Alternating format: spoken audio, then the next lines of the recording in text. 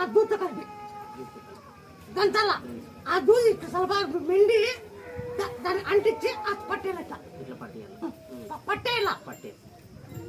లేకపోతే అది bed supply అవుతుంది దానికి సప్లై కావాలంట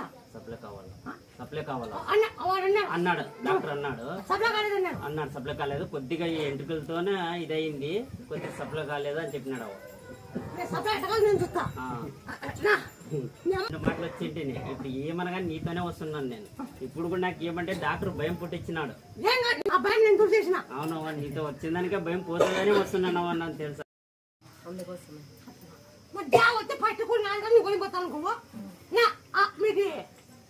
మీ పెద్దగా పోసం చెప్తాను మీకు